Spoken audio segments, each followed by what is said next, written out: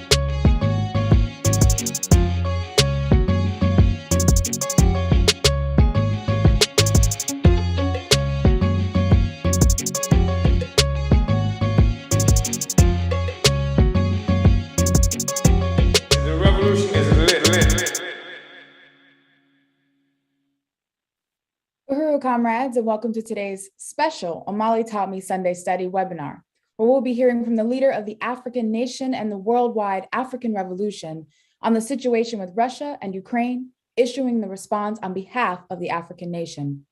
We ask that you take a moment to like and share this video and tag someone you know right now to join this discussion. We'll have special guest Secretary General of the African Socialist International, Luwezi Kinshasa, and ASI Africa Regional Director of Organization, Tafarie Mugeri. There will be a question and answer period. You may type your questions into the chat at any point during this webinar. This study is also serving as the kickoff of Black Power 96 Radio's Spring Member Fund Drive, which is currently broadcasting this webinar on our FM airwaves. You will have an opportunity to become a supporting member of this station that's not only explaining the world, but changing it. We will be acknowledging our donors, announcing one-of-a-kind givebacks, and calling on you for support. Our goal by the end of this show is to raise $2,000. You can contribute at any time during the program by donating at our website, blackpower96.org/donate. Let's begin this discussion. The African People's Socialist Party and Chairman Omali Yehitela, along with the leaders of Venezuela, China, Iran, Cuba, and Nicaragua, have spoken in opposition to the US imperialist-created crisis in Ukraine and in solidarity with the people of Russia and their elected government and leadership. On Thursday, February 24th, the Foreign Ministry of the Bolivarian Republic of Venezuela issued a statement expressing its worry over the worsening of the crisis in Ukraine and lamenting the mockery and violation of the Minsk Accords of the part of NATO encouraged by the United States of America.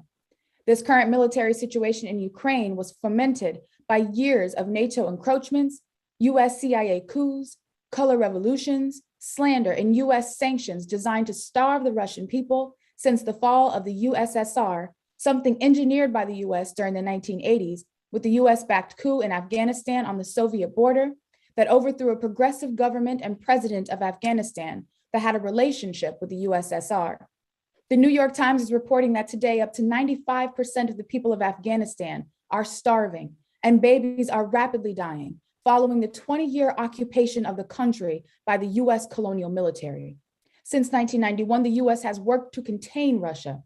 According to one online source, since the dissolution of the Soviet Union in 1991, the NATO military alliance has extended its borders 800 miles to the east, incorporating Poland, Hungary, Czechia, Bulgaria, Estonia, Latvia, Lithuania, Romania, Slovakia, Slovenia, Croatia, Montenegro, and North Macedonia. In 2021, NATO officially recognized Ukraine itself as an aspiring member, and Sweden and Finland are also considering joining the anti-Russia alliance. Both Finland and Estonia are less than 200 kilometers, 125 miles, from St. Petersburg, and Ukraine's eastern border is less than 750 kilometers, 465 miles from Moscow. Putin's demands include a commitment from Ukraine to abstain from joining NATO. NATO was created to contain and attack Russia. The situation in Ukraine today also follows the wave of US-backed color revolutions throughout the territories that have been part of the former Soviet Union, including the Rose Revolution in Georgia in 2003, the Orange Revolution in Ukraine in 2004, the Tulip Revolution in Kyrgyzstan in 2005, or the Arab Spring in Asia and Africa in 2011, among many other counterinsurgencies against anti-colonial movements and struggles for independence around the world and inside the US as part of what Chairman Omali Yehitela has termed the colonial mode of production. The US bourgeois media paints the narrative that Biden, the US, and their partners are the champions of democracy, while slanderously depicting the Russians as the aggressors. This lie is meant to obscure the fact that it is US imperialism, built and sustained by the enslavement and oppression of African people and theft of our resources, which has been responsible for the violence in Ukraine over the past 8 years or more. A US-backed coup ousted the democratically elected president in Ukraine in 2014.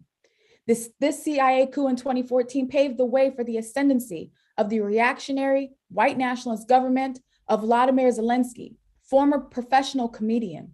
Zelensky is tied to the paramilitary, anti-Russian, pro-US Svoboda Party. He has also expressed ambitions for Ukraine to join NATO.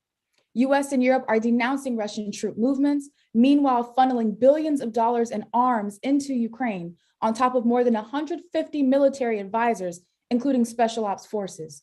Since the 2014 coup, the US-backed Ukrainian military forces have slaughtered over 14,000 people in the Donbas region of eastern Ukraine, where the majority of the residents support and identify with Russia. As one online article stated, Ukraine has already been massively weaponized by the United States since the CIA-backed coup d'etat in Kiev in 2014 brought to power a neo-Nazi regime obsessed with antagonizing Russia. The Biden administration has boosted inventories for anti-tank missiles and other lethal weaponry with plans for further increases. Now it emerges that additional supplies are on the way from both the US and Britain. Britain is to send anti-tank weapons to Ukraine along with military advisors. The same US imperialism that was built on slavery, genocide, and colonialism is now posturing as the moral and the political authority of the world. The US colonial capitalist state murders African people inside the US every single day, including George Floyd, Amir Locke, Breonna Taylor, and millions of others. It is the same state that occupies and wages genocidal mass murder and terror throughout the world, such as in Libya, Iraq, Afghanistan, Palestine, Somalia, Haiti, Congo, and Yemen. Only Chairman Omali Yehitela and the theory of African internationalism can make sense of the situation today and show the way forward under the leadership of the African Revolution. It is only the profound analysis of the world and world economy that Chairman has termed colonialism as the mode of production that we can begin to understand the dialectical relationship that connects all events in the world within the colonial mode of production built on the enslavement and colonial domination of African and oppressed peoples. As Chairman Omali Yehitela has stated, the oppressive conditions faced by Africa, Africans, and the majority of the peoples of the world are globally connected to the experience of affluence and power by the white population that is dependent on a pedestal of colonial domination. African internationalism connects the current political and economic configuration of the world to the colonial enslavement of Africa and African people. It proves that capitalism emerges as a parasitic world economy born at the expense of Africa, Africans, and all the world's peoples who are subjected to foreign and alien colonial rule up to this date. It's my honor now to welcome the leader of the African nation and worldwide African revolution, who will deepen our understanding surrounding the struggle between Russia and the Ukraine. Chairman Omali Yehitela will also be bringing up Secretary General Luwezi Kinshasa and Director Tafarie Mugeri to start this discussion. So Huru, comrades, Huru Chairman, SG, and Director Tafarie, want to go ahead and begin this discussion. We've heard this overview, and we know that in both Chairman's books, An Uneasy Equilibrium and Vanguard, Chairman provides a thorough analysis of the crisis of imperialism, and through scientific investigation, the Chairman was able to predict the escalation of conflict between forces like China and Russia against the US. So let's start this discussion by just talking about how this situation between Russia and Ukraine are manifestations of this crisis. Uhuru, comrades. Uhuru. Thank you so much, Comrade Director Akilé. First, I want to recognize, I think it's really important for the purpose of this discussion, in terms of understanding who we are conducting this discussion, that Comrade Secretary General Luwezi Kinshasa is located in England. He's in England now, though from Congo, and because of the way this colonial capitalism operates and functions in the whole world, the center of it has always been Africa and African people. And so Comrade Luwezi Kinshasa is in England now as a refugee from Congo.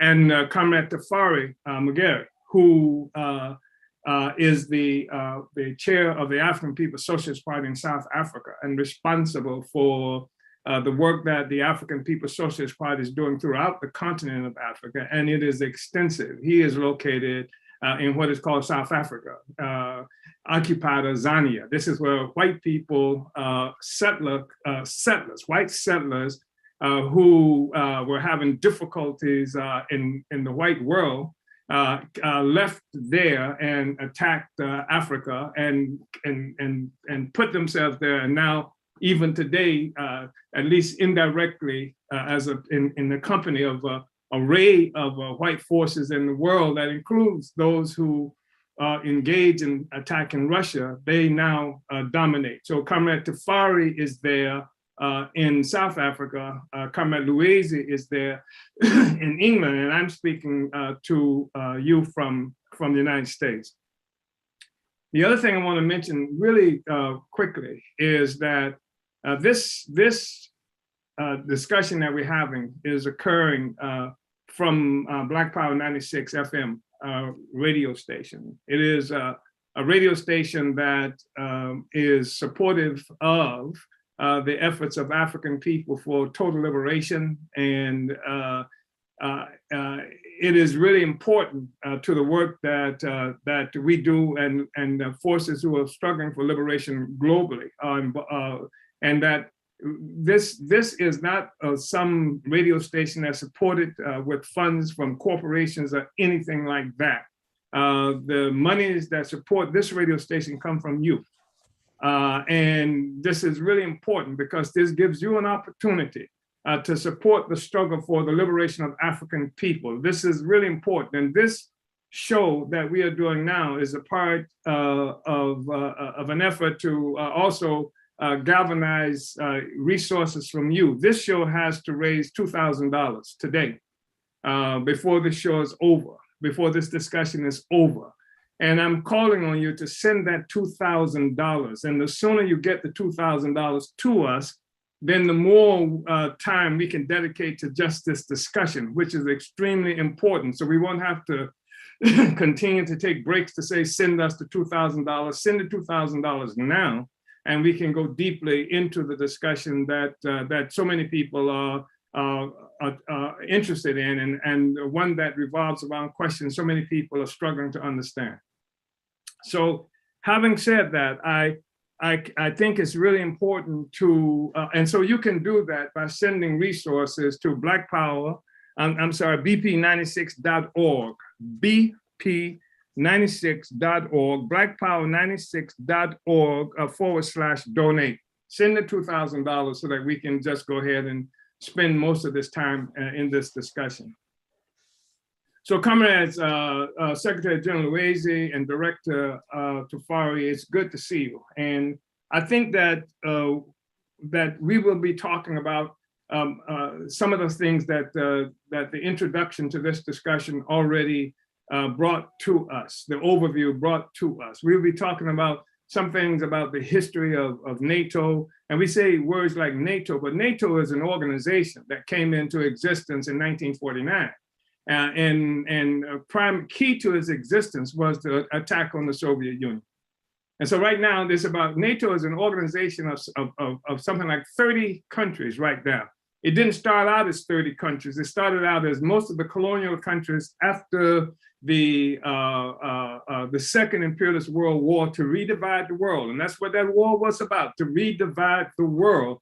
After the Second Imperialist World War to redivide the world, The fear of this notion of workers of the world taking power that was coming from Soviet Russia, or the Soviet Union, often referred to as Soviet Russia, galvanized all the colonial powers to consolidate this military force that would surround Russia as much as they could, surround and contain what they call the Soviet Union. That was the primary basis for the creation of this organization. People hear the term NATO, but they don't understand necessarily that what we're looking at right now is 30 different countries organized as a military force that came into existence primarily to contain or attack Russia. And make no mistake about it, because that's just the beginning of NATO. But we're talking about the attack against Russia has been going on by the colonial powers for more than 100 years. In 1917, after the successful workers' revolution in the Soviet Union, in Russia, that created the Soviet Union, in 1917, the colonial powers of the world, including the United States, invaded Russia to make sure that working people around the world would not have power. And especially, as you and I know, the foundation of the workers of the world have been African people who have been forced into labor to create the social system that we're looking at right now. So it's more than just what's happened over the last couple of years. We'll talk about what happened over the last 8 years with Ukraine, but it started much earlier than that. In fact, what happened in Ukraine is a part of that whole process that's been going on for more than 100 years to neutralize Russia. And at one time, it was characterized as Soviet Russia. At one time, the struggle was disguised as one that was dealing with the question of the workers of the world coming to power with communist ideas. But the reality is that even at the height of the power of the Soviet Union, we didn't see a single fight happen between the Russians and the Americans, or the Russians and the Brits, except for that invasion that happened in 1917. What the war happened in what they call the Cold War. And the Cold War exposes to us what this struggle was really about. And this struggle, from the very beginning, from its inception, was maintaining the colonial domination of the world by the colonizers, by white power. Because this is what gave birth to the socialist system, to the so-called capitalist system that all of them are trying to protect. Jesus didn't bring it. It wasn't Allah or something like that. This system has its origin in the enslavement of African people and the colonial domination of the peoples of the world. That's why we live in a world today it's not a communist world. They can't claim to be fighting against communism today. So what are they fighting for? To protect the social system that has as its foundation colonial slavery, the domination of the peoples of the world by this particular social system that gives energy and sustenance to the world economy as it exists today. So I think it's really important to say that, and to say that what we have, and that we cannot understand this question simply by talking about capitalism and socialism and communism. In order to get this thing right, we have to understand the origin of the contradiction. And that what we are working with is what came into existence as a colonial mode of production. All activity, the relations of production, the forces of production function as a part of a colonial mode of production. It's never been characterized as a colonial mode of production because the colonizers were the ones who were defining it. And when I say the colonizers, I'm not talking about somebody who necessarily had evil intentions. I'm talking about where they were located in the structures, and it came about as an existence of this process. And these colonizers define themselves as white in relationship to the rest of the world. It is colonialism that gave birth to the white man. There was no white man before colonialism. It's colonialism, which helps us to understand that the characterization of people as white, this is something that came about as a function of an economic base that's on slavery, black slavery, the attack on Africa and what have you. And this is a superstructure The superstructure are those ideas, the religions sometimes, the ideas, the culture, the legal institutions and what have you, they are born of an economic base. And what is the economic base? The economic base is colonial slavery. So this has affected the worldview of everybody. And if you don't get that, Africans, you're in trouble, because you'll be fighting on this treadmill forever. And all those who are supposed to be your friends who will fight for you, with you against quote unquote capitalism, but they won't necessarily fight with you against the colonial mode of production, which gave rise to capitalism, which capitalism needs for its existence. So that's why it's important to talk about. So when we talk about what's happening in Ukraine, we're talking about what's happening in Russia, we're also talking about the colonial mode of production. Let's say this.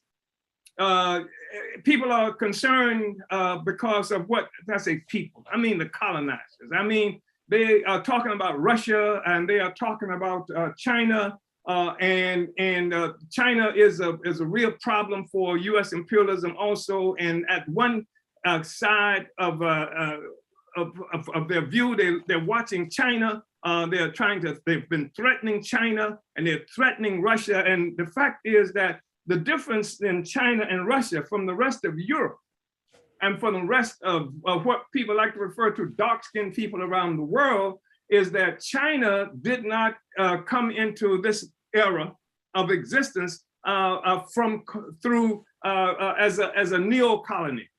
Most of the so-called dark peoples of the world who exist now, they are neo-colonists, white power in blackface, yellowface, brownface, and stuff like that. That's what you're looking at.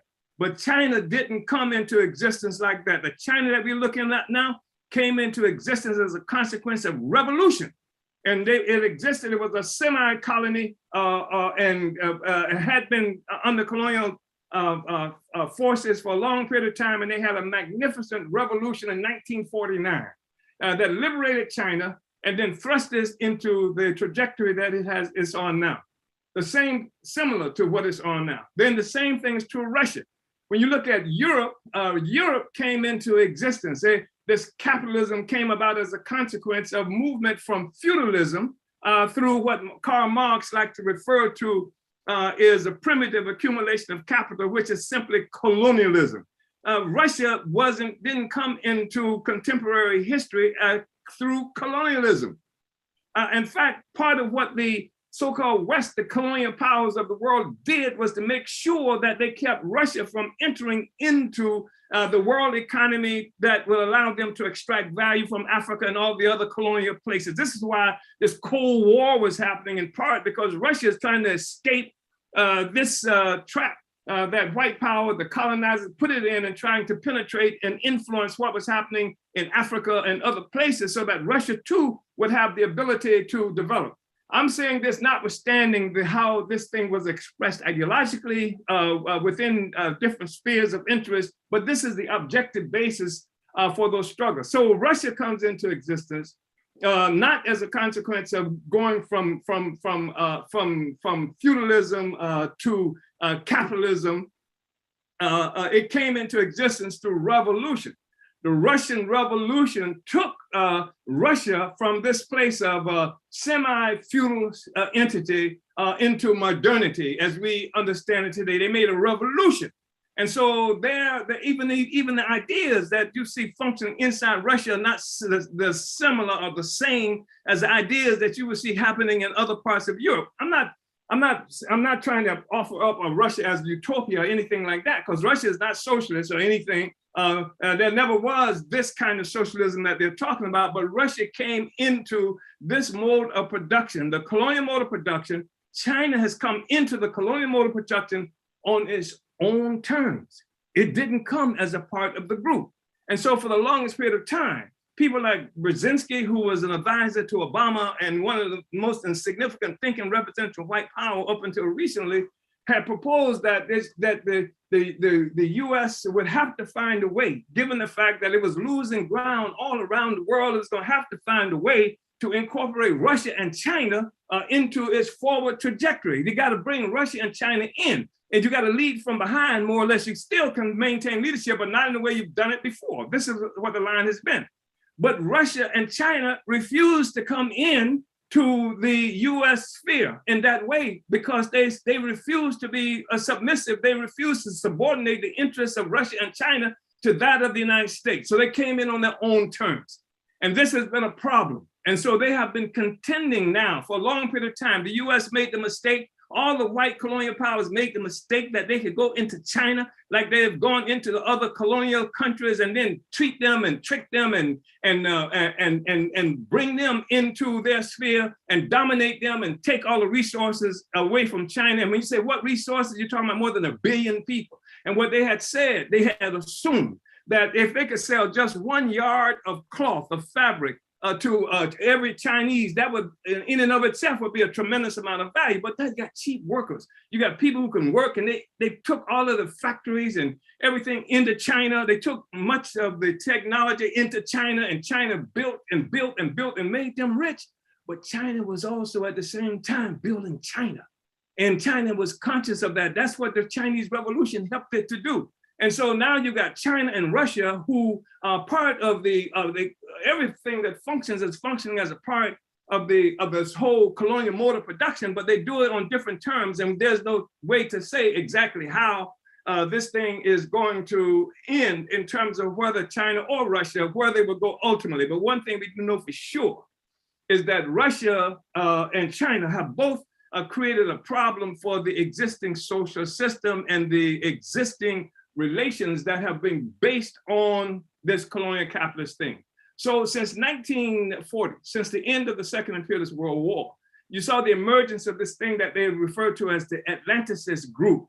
The Atlanticist group are those white colonial countries that consolidated themselves and created, that's where the North Atlantic Treaty Organization came from, a part of this Atlanticist group. The United Nations was created by this Atlanticist group. Initially, they tried to do that after the First Imperialist World War, where they had the Treaty of Versailles that happened in France, where they were going to organize all the colonial countries into this body, international body, that would moderate the relationships that existed among the colonizers, so they would never have to fight each other again for the redivision of the world. We don't have to kill everybody. What we do is we come to this relationship and we can dominate the world from this perspective. This was the perch. This was in 1919. This is the thing that spurred Garvey's statement, Africa. You don't divide Africa. Africa for Africans at home and abroad. I think it's really important for us to understand this history, because if you don't, you'll be understanding somebody else's history and not your own. You won't be understanding your own influence in the development of history. So I think that's really important. And so that happened in 1919. But the US Congress would not support Woodrow Wilson's move to create to participate in this League of Nations. And so it took another war. So that you had a situation, because they didn't have that, they didn't have that relationship where they would collectively dominate the world. Another war broke out to redivide the world among the colonizers. This was called World War II.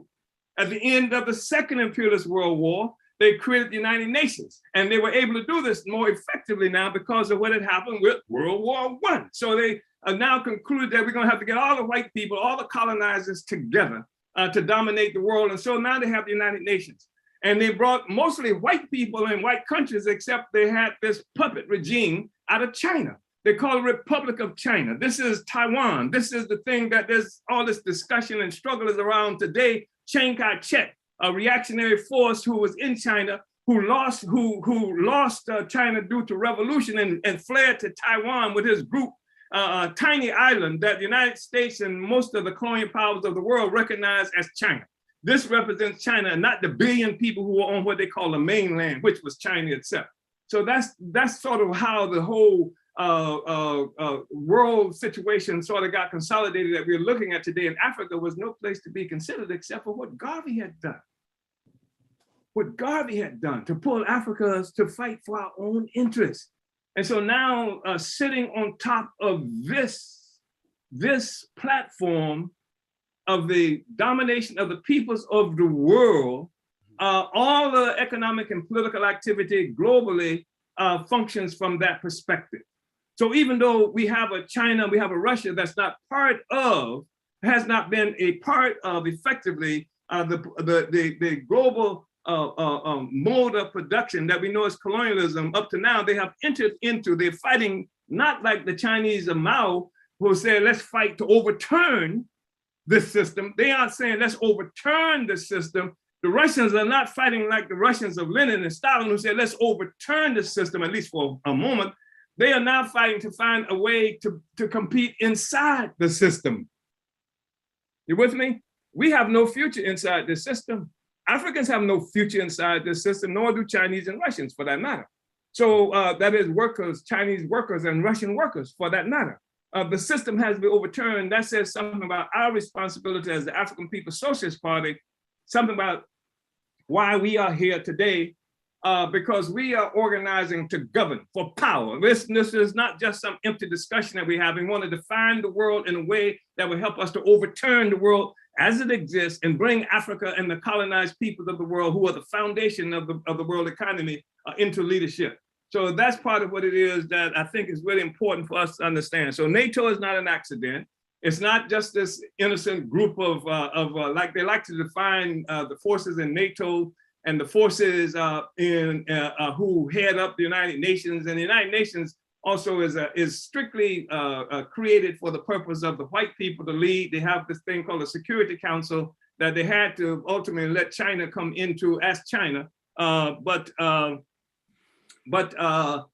they like to refer to themselves as the world community, the international community. The international community condemn Russia. The international community condemns China. The international community says this and that. They're talking about white people, the colonial powers, and those folk who they can drag, who embrace their interests. And so for a period of time now, there's been some concern because Russia has not gone along with the things that they've tried to do, has sought its own path, has fought against the ongoing encroachment of NATO onto Russia, a threat to Russia's existence, national integrity, and Ukraine was one of the most obvious, most recent features. They've done it throughout for a while. You heard the director, Akilé, when she gave this overview, talk about how this NATO encroachment has gone for something like, I think she said something like 800 miles toward the border of Russia. Well, Ukraine was a place that they could not allow to retreat. Russia couldn't retreat anymore because Ukraine represents a dagger pointed right at the heart of Russia. And it's been armed to the teeth by the white colonizers. They did a coup against the government that refused to come into the European Union and refused to unite with the so-called West and favored a relationship with Russia. And they overthrew this guy. The CIA and other forces initiated a coup, overthrew him, and put in place forces like they like to refer to as Nazis and all that. And they were all of those things, but they're not the fact that they were Nazis that was important to us, because a Nazi colonizer and a democratic colonizer doesn't make that much difference to us. We are living under colonial domination no matter what. And so now they have this dagger that's pointed right at the heart of Russia. And that's what they wanted to use Ukraine as, this land base that can go straight into Russia anytime they wanted to, was this horrible threat.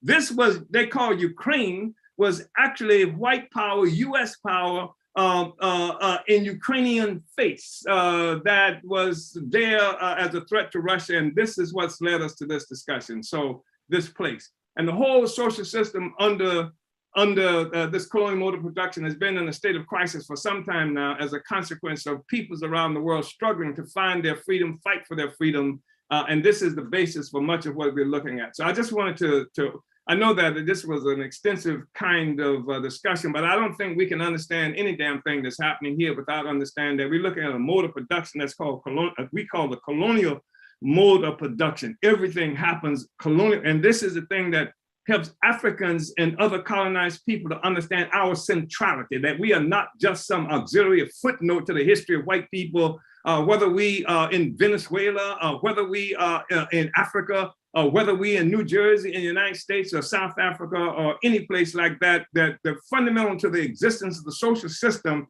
is Africa, and those of us who function as the colonial foundation for all everything that we see. Uhuru. Thank you, Comrade. So I just wanted to open that up. And Comrade Director, I know that I sort of went off script, and there are some things that that questions that we want to make sure that we entertain. And I wanted to open this up too, so that the comrades Tafarie and Luwezi can jump in anytime they want to on what's been said. I'm going to make sure that we cover much of what you have laid out needs to be discovered, Comrade Akilé, but I wanted to make this more of a discussion so that I think it adds a little dynamism to this process. Uhuru. Chairman, well, I really want to just salute that overview and just putting this whole question into its proper context.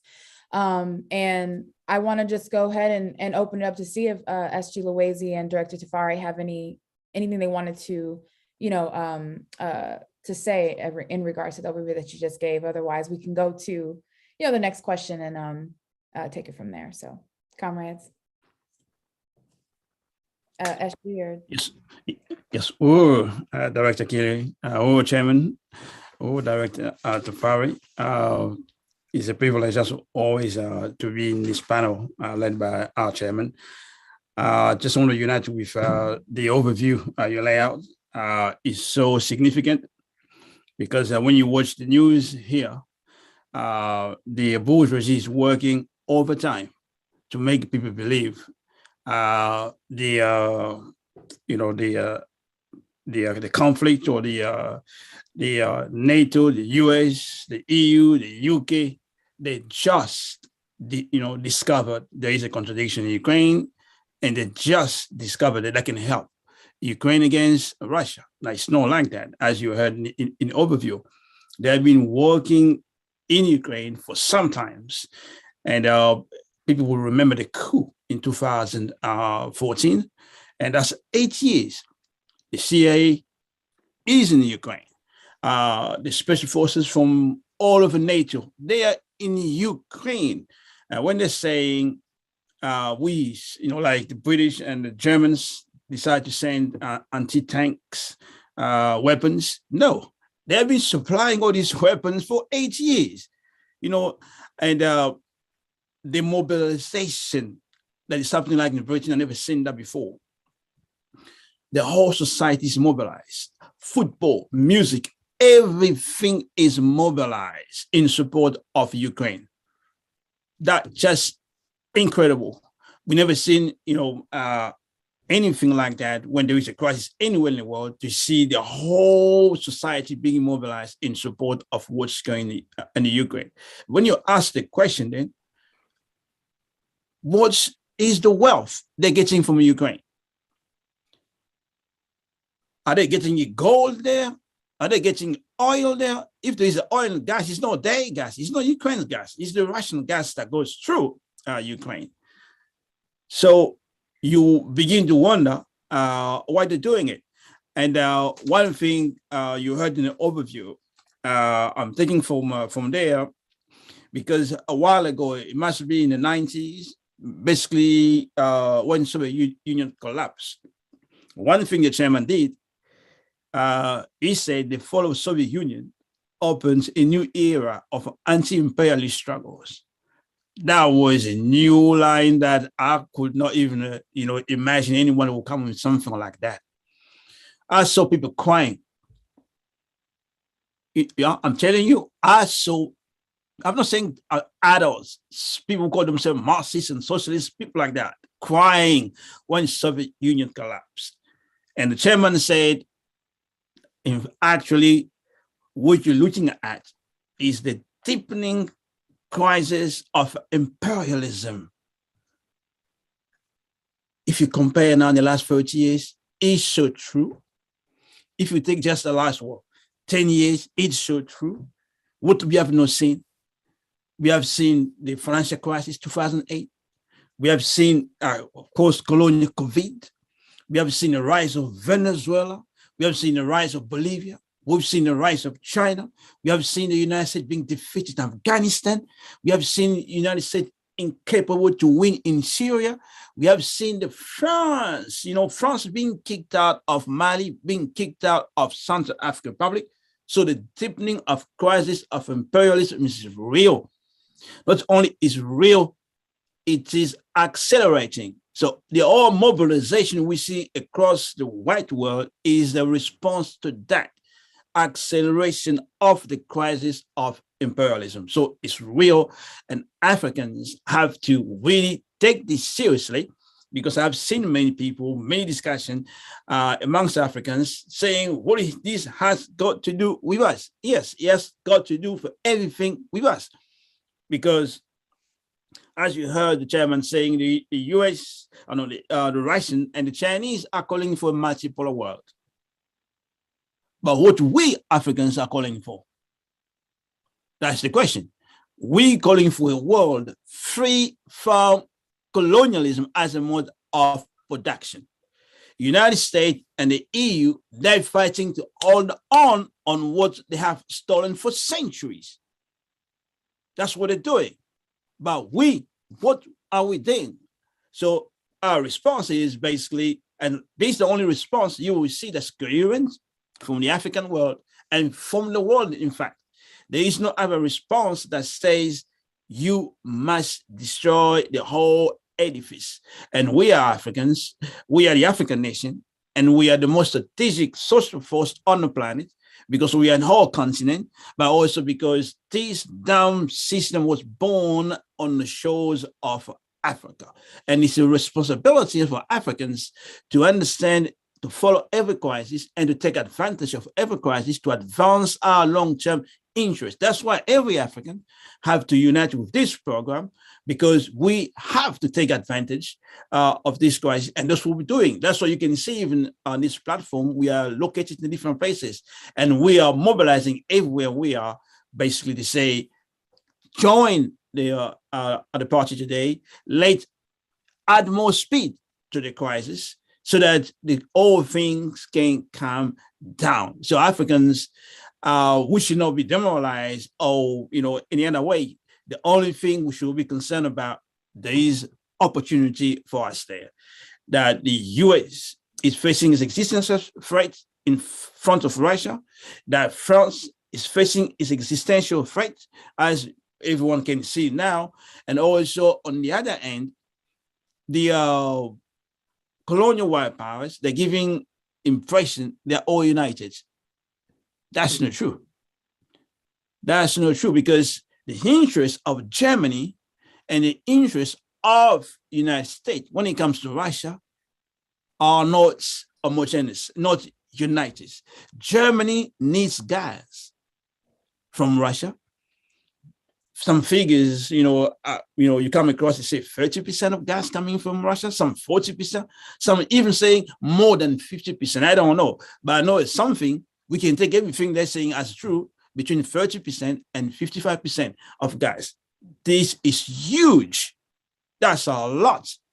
And you heard probably last night, they say they're going to remove Russia from the SWIFT system. But the truth of the matter is that Germany needs to pay for the gas. And Germans and Russians, despite the differences, they will find a way to get the money from Germans, and Germans will get the gas from Russian. The Russian would not going to cut the gas as things are happening just now, because they need those resources. And in the same way, everybody, most of the analysts, they're saying that the more they punish Russia, the more Russian is getting close to China, but also the more Russians are developing independent capacity. They compare the manufacturing of Russia to France, for example. They say Russia's manufacturing counts for almost 28 to 30% of the Russian economy. When you compare France, it's like 13%. Basically, they're saying Russia has improved its capacity to manufacture everything they need. So they have taken into consideration that they will be under sanctions. So they don't care about that, because they know they will take care of that. So the whole thing is, for us, is to see that the leaders of Europe and America, they're facing existential threats. and we should internalize it. We should be aware of it. We're not looking at all-powerful United States or all-powerful Britain, all-powerful Germany, all-powerful France. No, we're not looking at that. We're looking at the whole social system led by leaders who have no control over the crisis. They have no control over the crisis, and they have no confidence in themselves that they can win this conflict, because they want the blood of the Ukraine to be spilled up, not their own blood, because I don't see any mobilization going out in Europe to go to Ukraine. They say they're going to send weapons, but to get their own population to go to Ukraine, that is another matter. That is another matter. And Russia is making sure that there is no way they will retreat any further. And they're determined to that. So I just want to stop here. I think that's powerful. And I think also some of the positions, the points that come at Secretary General Luwezi was making, they are so important for us to understand, because they provide what is the objective condition, what are the objective conditions that we are confronting with in the whole world. And so you see a lot of stuff coming from the media. Right now, they're talking about how Germany is now agreed to send a whole bunch of weapons, where before they just said they were not going to send weapons. And they're talking about, uniting with pushing Russia from this whole SWIFT process, that where, the communications around some banks being able to communicate with others around the world in order to carry out commerce and things like that. And Germany may have made some decisions like that, but they are made at gunpoint. I guarantee you that. I mean, there's not based on some unity and solidarity. It's based on right now the residual power that the United States has pulled out all the stakes in this question. And so Germany is at gunpoint, coming to some kind, and I guarantee the US has either promised or initiated some kind of punitive thing against Germany for the stance that it's taking. So, and now you've got, like NATO, there are 30 different countries associated with NATO. Some of them are poor. Some of them just want to be hanging on to the coattails of the bully in the schoolyard. So this guy looks out for everybody. There's an assumption there. But some like Germany and some like France, whom still makes pretensions of great power status, they're moving at gunpoint. So Comrade Tafarie, I know you were going to say something, and Uhuru. Uhuru, Chairman, I really appreciate this discussion, and I unite with everything, the overview and what Luwezi has just said right now.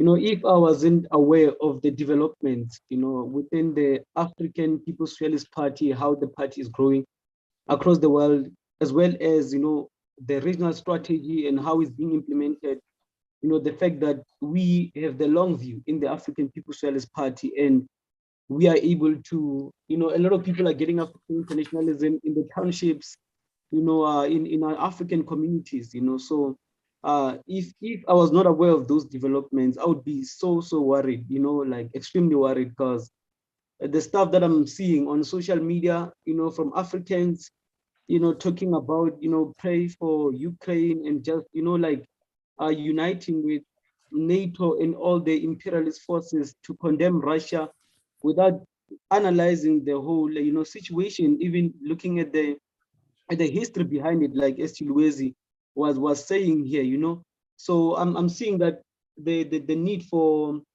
philosophy, like African internationalism, it's a worldview. We need that as African people, we have to understand that what is happening in Russia is something that affects the whole world, because like the chairman was saying, it's a global economy.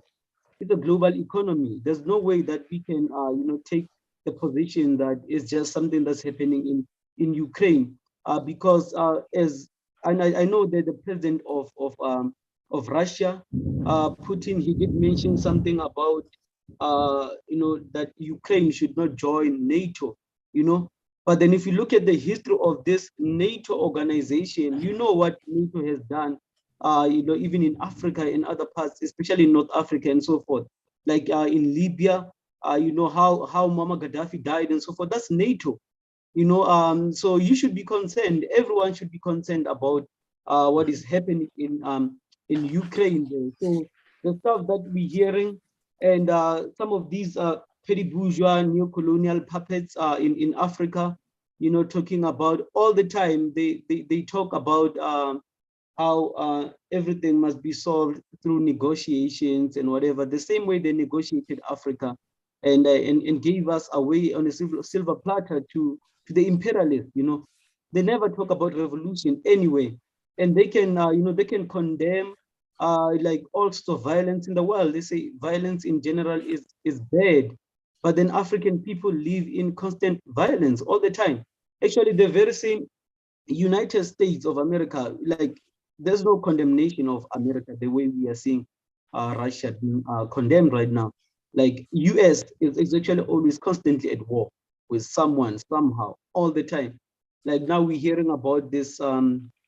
Is it United Arab Emirates in the Middle East fighting, killing innocent people in Yemen? The US is involved there, but then we're not hearing this whole outcry about this evil American US entity and so forth. So there's a real need for for us to have political theory, African internationalism, so that we can be able to look at things from all sides, dialectical materialism.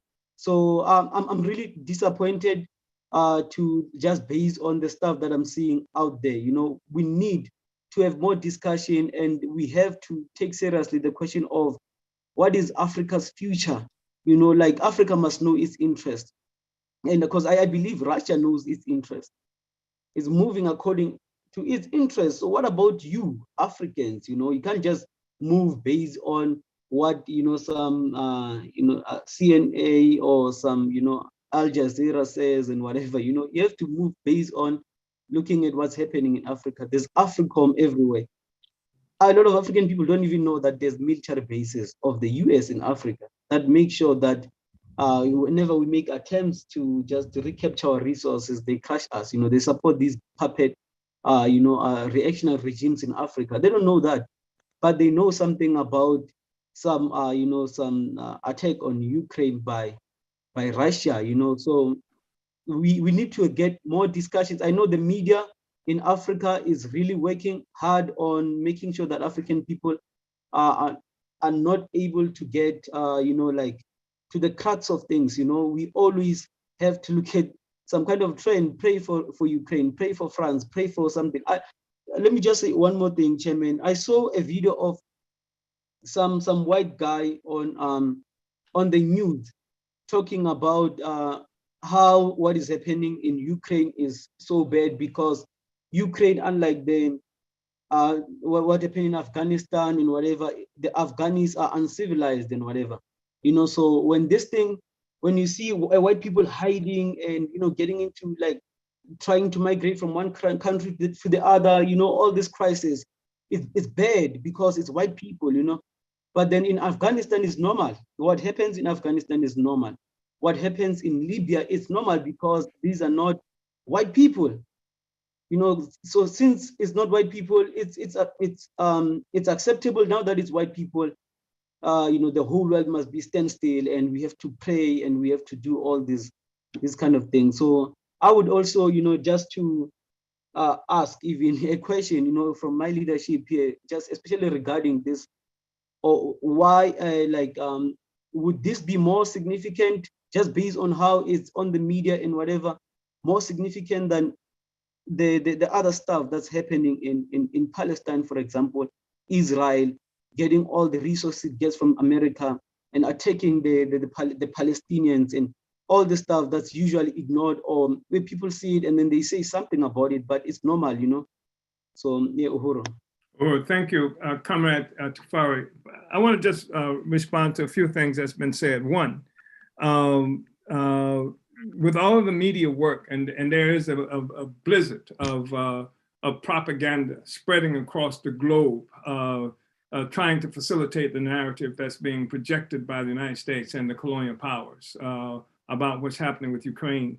And but despite that, and there's this there's a growing hint of a split between China, that China is now backing away from support of Russia. And I have no doubt that China is always looking out for its own interests. But I tell you that this is an exaggeration. At the same time, I saw an article, I think this morning in the Wall Street Journal, that talks about how on social media, all the Chinese people are cheering Russia. All of the China is cheering Russia on and condemning, like Ukraine as an agent of imperialism, because they see what's happening. What the U.S. is attempting to do through Ukraine to Russia is what they do to China and have done to China all this time.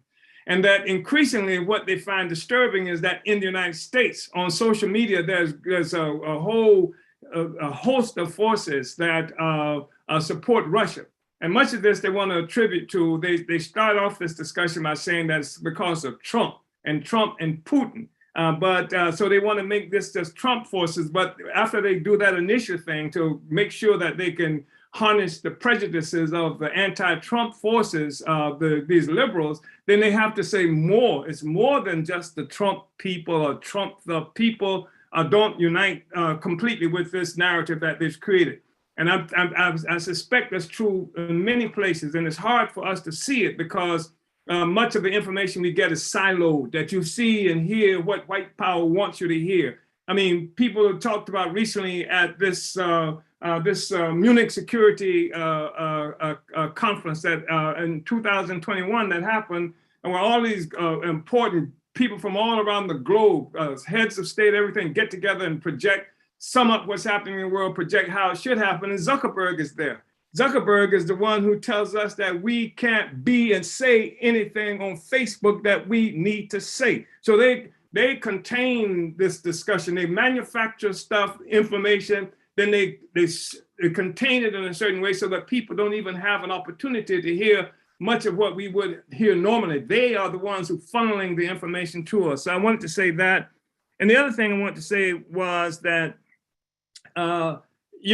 this attack against Russia, we talked about NATO, and that's really important and other things, but in 1972, as an attack on Russia, Richard Milhouse Nixon and Henry Kissinger went to China and opened up the door to China that they had been hostile to. They had been working to quarantine so that they could not have any kind of economic development and activity. They went there, and why did they go to China? Why did they open up a relationship with China? To use against Russia. They said if they make this connection with China, when I say Russia, I'm talking about the Soviet Union as it existed. So that was in 1972. 50 years later, of course, China is on its own trajectory. And now they have to contend with what? Russia and China, as opposed to, so it just says something about the failure of what they tried to do in 1972, because what they tried to do in 1972, like what they're trying to do in 2022, functions within the context of a global economy based on the colonial mode of production, and Russia and China had different relationships to this mode of production than other colonized and European countries. And that's important for us to understand. So I think that's really, really important. So I wanted to make that statement. And finally, some people who study politics and revolutionary theory or political theory understand this whole question of the state as something that came into existence as we know it in Europe. At the time, there developed this contest, this contradiction between those who reap the rewards of the production and those who do the producing. And that there has to be some way to control this so that the ones who benefit from my production, from my products, from what I do, can keep it at my expense. That I won't just give it away. I don't give away the future of my children. Nobody does that. So in order to maintain this in the society that came in Europe, this thing emerged called the state. And the state is bureaucracy, et cetera, but it has at its command things like armies, courts, jails, et cetera, et cetera. This is the state. And so this state existed like in feudal Europe that we've talked about.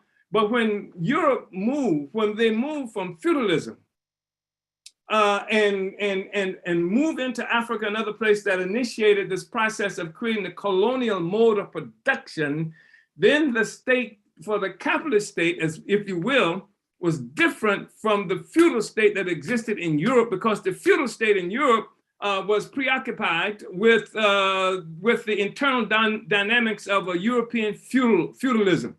So now that they've gone to the rest of the world, the state has to have the ability to deal with the whole world as it's emerging under this colonial capitalist system. So that's why you need a NATO. But it's before NATO, they have created these other kinds of entities. That's why you need a United Nations. This is the state. This is the apparatus used to protect the interests of the rulers. And now with the advent of colonialism, colonial mode of production, the state that comes into existence is no longer based on some feudal thing that's happening within these borders of what we now know as Europe. The borders have expanded tremendously to encapsulate the world. And they've needed these world entities that function as extension of the state power, Uhuru.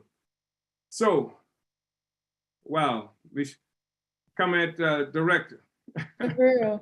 No, I mean, this is perfect. I mean, this is exactly how the discussion is so unfold, Chairman. I want to take a moment actually to just watch this video. Before you watch the video, yes, if y'all want us to be able to continue this discussion, go ahead and send the $2,000 now so that we can stop. We don't have to keep saying send $2,000. Send the $2,000.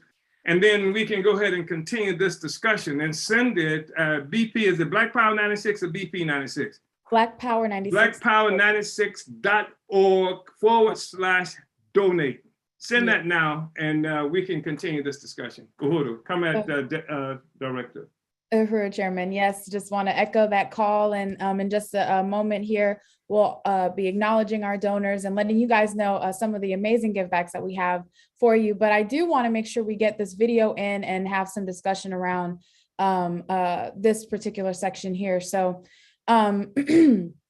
this past week, a speech by Kenya's ambassador to the United Nations, Martin Kimani, went viral on social media after he compared Russian action to Ukraine to the colonialism that many nations in Africa and elsewhere underwent in their struggles for independence in the 20th century. So here is a video.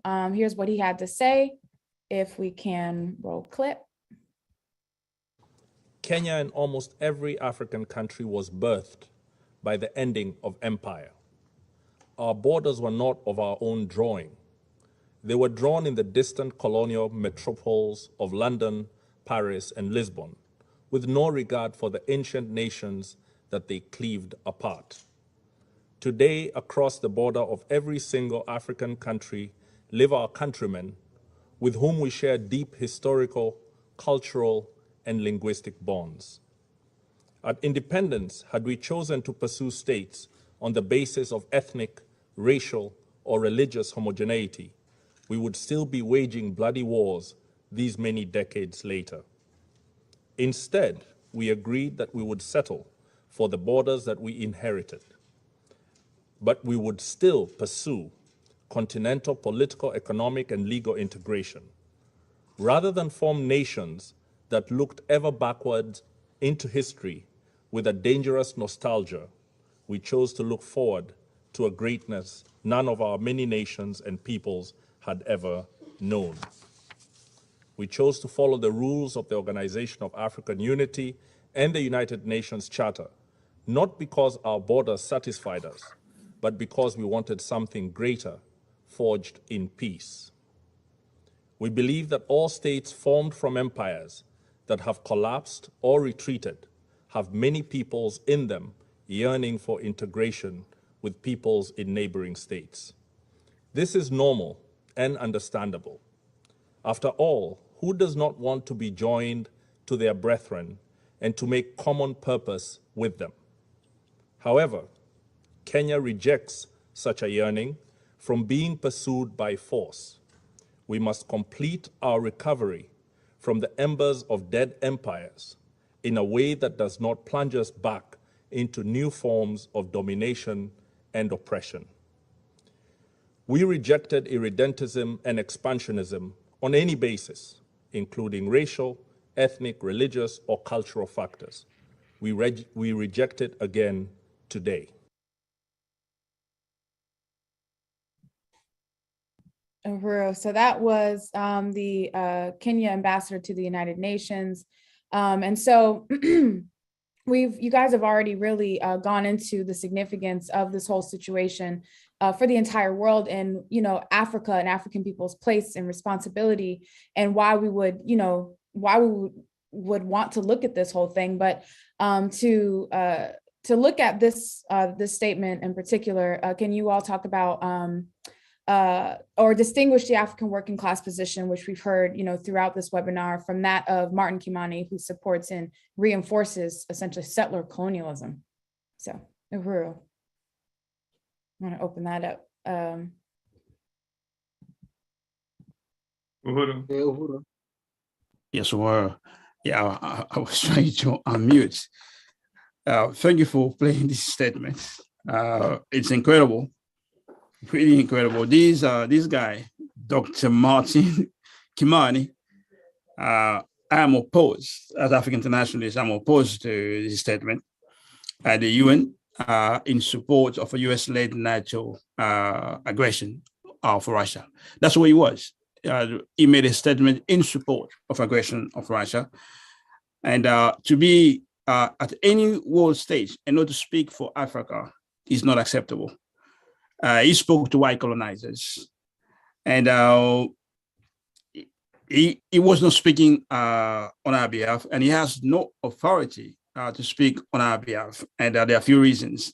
He's not the only one who was speaking in the UN. You can also put Linda Thomas Green, the US ambassador at the UN, and other African ambassadors.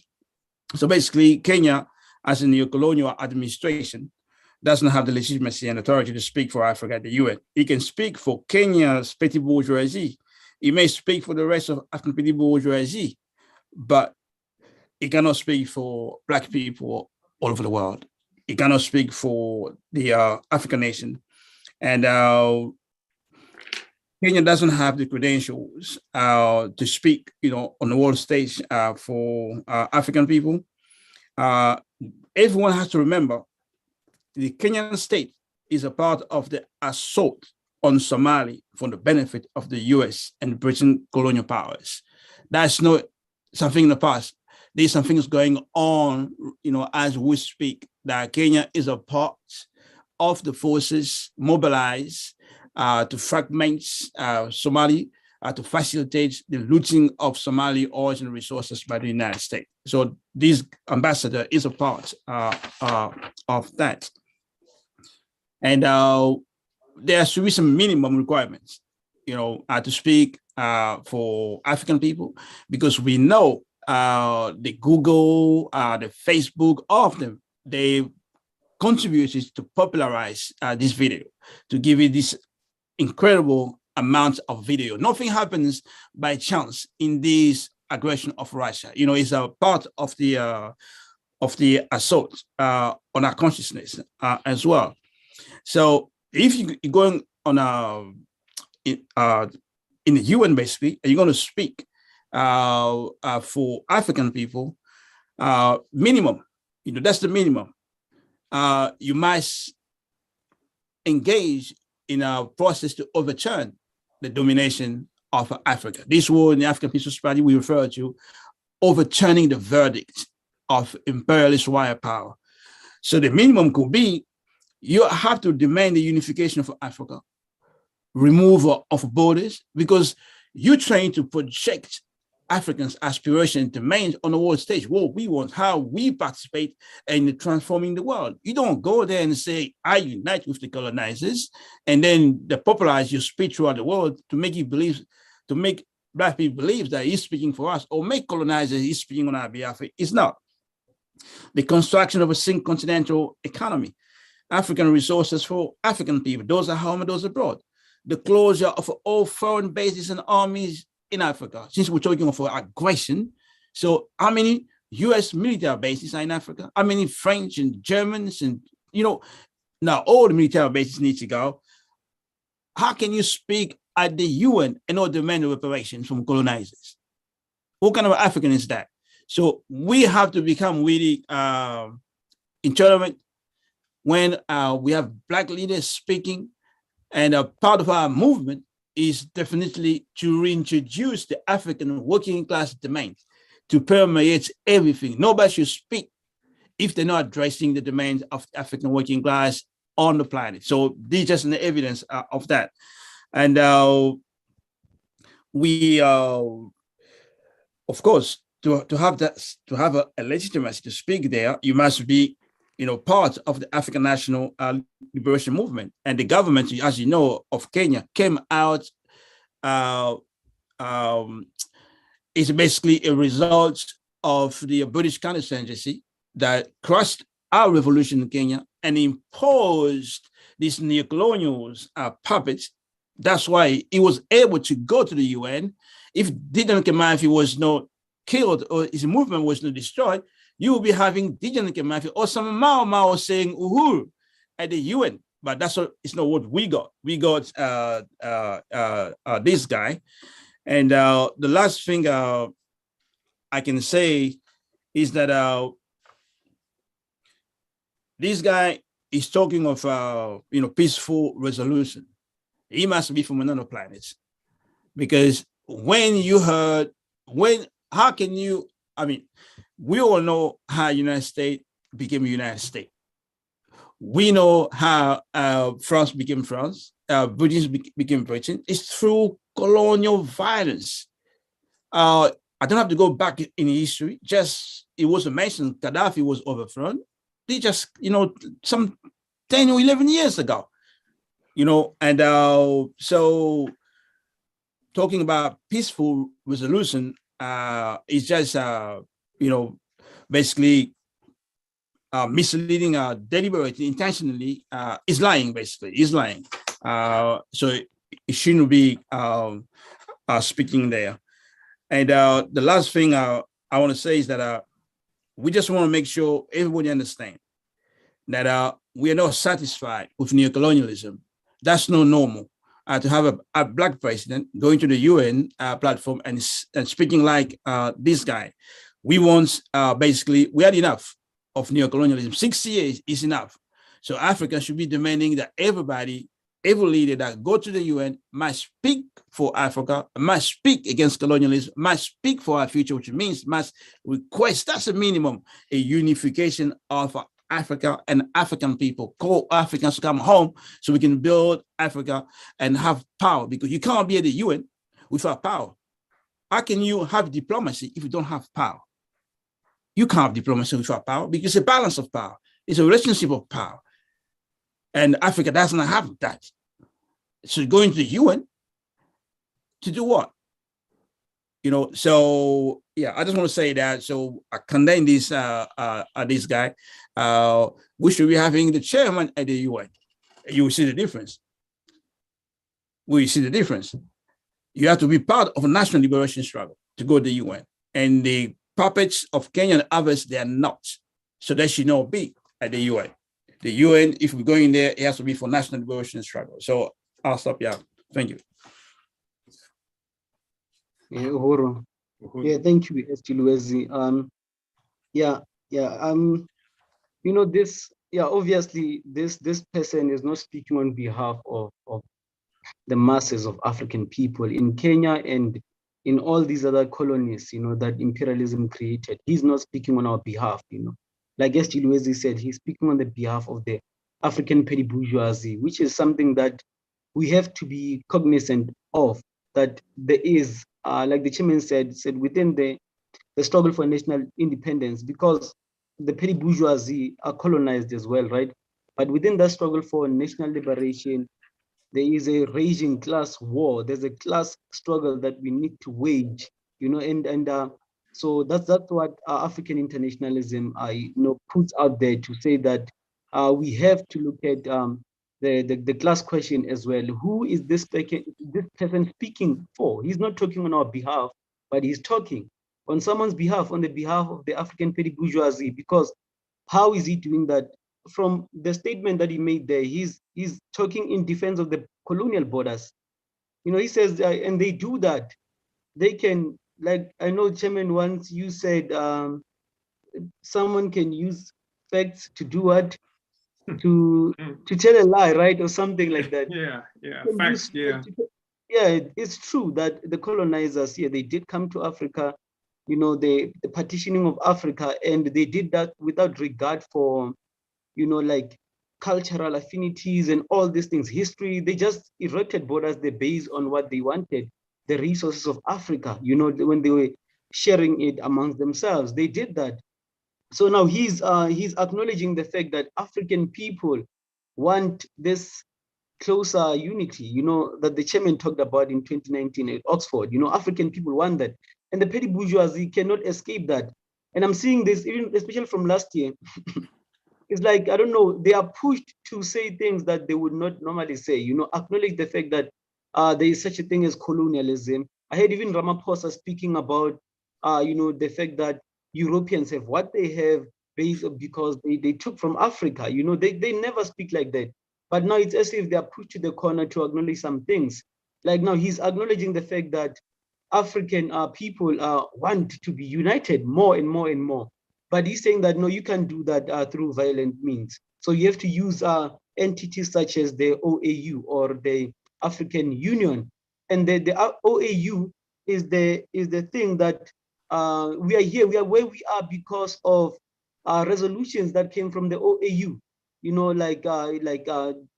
because there were two actually positions, one from Kwame Nkrumah and the other one from the reactionaries. Nkrumah saying that we have to have African unity, a united African socialist state. And then these other petty bourgeoisie say, no, we have to respect the borders, the sovereignty of each state. And that's where we are right now. And the African unity is prevented because of that position. So he is not speaking on our behalf. And there is also a tendency to speak about such people when they go there and say, no, our leaders, how could our leaders speak like this? Our leaders don't care. They are not our leaders. That's why we are building the African Socialist International. That's where the leadership of the African nation is. And African people have to recognize that when we talk about African, the question of leadership in African people right now, we're talking about, you know, the African People's Socialist Party. So, and then another thing here that I just want to, one more thing that I want to speak about is, it's a whole distortion of history itself coming from this person when he speaks about empire. You know, he said when these countries were created, it was like somehow they collapsed empire, you know, and as if Africa, the whole of Africa had these empires and whatever, you know. And then he speaks also about but the question of empire, you know, has been answered in the African People's Socialist Party. We're talking about this the state going out there to control other human beings in the world and actually to even compete and suppress other states out there. That's what we're talking about when we say imperialism. So I don't know what he's talking about when he says empire. And he says this African unity should not be enacted through force, but force is something that African people live with on a daily basis. You know, I cannot go to Zimbabwe right now like freely the way I want to, because I'm forced to be stuck in these borders. You know, I'm forced to starve in the townships because there's all this land in South Africa, but more than 80% of the land is in the hands of whites, and they erect all these fences around here. It's colonial force. It's something that is a constant state, you know, of oppression and force that African people are subjected to all the time. But he doesn't speak about that because he's a neo-colonialist. You know, he's there to carry out the project of the imperialist, and we're saying down with these reactionaries, and you know, up with the African Socialist International. So African workers have to join the African Socialist International so we can provide the correct leadership for African people. Uhuru. Uhuru, thank you, Comrade. I'd like to just say that African internationalism is a theory of practice. And our objective, to coin a phrase from Karl Marx, is not just to explain the world, but to change it. And so, even as we make this assessment of what is happening with Russia, Ukraine, we do so within the context of understanding that the world is stitched together. It was stitched together, pulled together by colonialism. That's the thing that united the entire white world and even defined white people and created the political economy that people suffer from every day. The vast majority of us suffer from this, but we've been forced to perceive it and to understand this, not from the worldview of those of us who are suffering, but from the worldview of those who cause the suffering. They control the ability to define reality for us. We're fighting against that. This is not just some empty discussion that we're having now. Our response to the man in Kenya is the fact that we're organizing to take power. And just in May, we will having African Liberation Day mobilizations all over the world. The African People's Socialist Party will be doing this. We'll be doing this in various places in Africa. We'll be doing this in Jamaica and the Caribbean. We'll be doing this in Europe and France and England and in the United States. And the objective of pulling these African Liberation Day organizations, mobilizations, actions together is in part a response to the creation of the Organization of African Unity that the man from Kenya was talking about. Because the Organization of African Unity is one of those institutions that function as part of the superstructure of a global economy based on colonialism. And the Organization of African Unity was a way to head off Kwame Nkrumah's initial effort in 1958 to bring African people together, organizing Africans from around the world, especially in Africa, to overturn our relationship to colonialism. And to unite Africa, as Comrade Tafarie has just said, as one single African state, the African nation under the leadership of one single African state. That's what Nkrumah tried to do. And then the imperialists intervened. And what they did was they got people to fight against Nkrumah tooth and nail. This was, Nkrumah made this incredible presentation. Some say the most important presentation that he ever made on May 23rd, 1963 in Addis Ababa, Ethiopia, which was the founding of the Organization of African Unity. And he predicted the outcome that would be a consequence of not leaving that conference unifying Africa.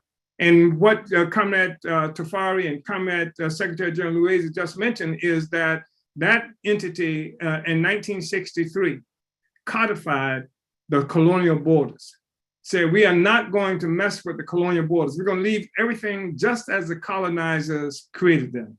And for the benefit of everybody here, that was the first instance, and that those borders were given legitimacy with Africa, with the world. Before that, those were not borders that were accepted. In fact, before that, the call by Marcus Garvey resonated throughout the African world: Africa for Africa, Africa for Africans at home and abroad. Not Nigeria, not Ghana, Africa for Africans at home and abroad.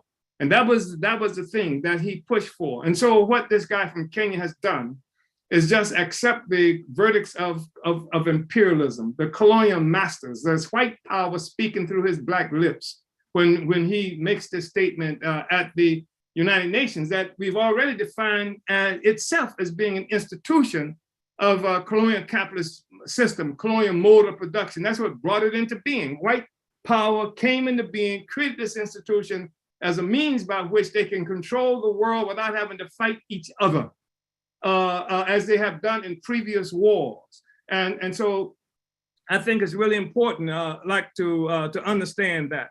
And so we're talking about African Liberation Day. That's going to be May 28, 2022 and May 29th. And pulling Africans together in all these regions and as a part of the process of building and extending the power and influence of the African People's Socialist Party, the advanced detachment, the vanguard of the international revolution to liberate our Africa, to take our Africa back and to take a future for African people and put it in our own hands. So to take it out of their hands. We support, we don't know what the outcome of this thing in Ukraine is going to be, but we support the efforts of Russia to protect itself from the growing desperate attacks by white power that we see happening coming out of Ukraine. And I know that they've created this whole situation where people will see this narrative of this bold and courageous Ukrainians who are standing up to this powerful Russia, et cetera, et cetera. And I know that's been created. I know that's won some sympathy for some people. And there are going to be some courageous and heroic Ukrainian people who will die and who will fight. But the point is that those courageous people in Ukraine, they are put in a mission by a horribly brutal social system to make sure that white power continues to dominate the world. There were courageous people, like to use the Nazis as an example. There were courageous Germans who fought for Nazi Germany. There were courageous slave owners who fought to maintain slavery. Kit Carson, who was an Indian killer, I'm told was a very courageous person. To say that you had some courageous people fighting for the wrong thing is not to say very much. It's not anything that's astute at all. What is astute is to recognize what they're fighting for.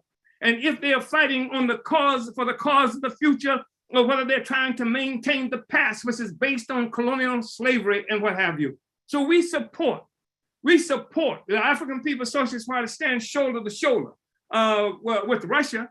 Again, not out of some silly sentimentality, but because we know that Russia, the existence of Russia and China contribute to the destabilization, contribute to the uneasy equilibrium that we're looking at in terms of the existing social system that crushes the life and destroys the future of African people even before we are born.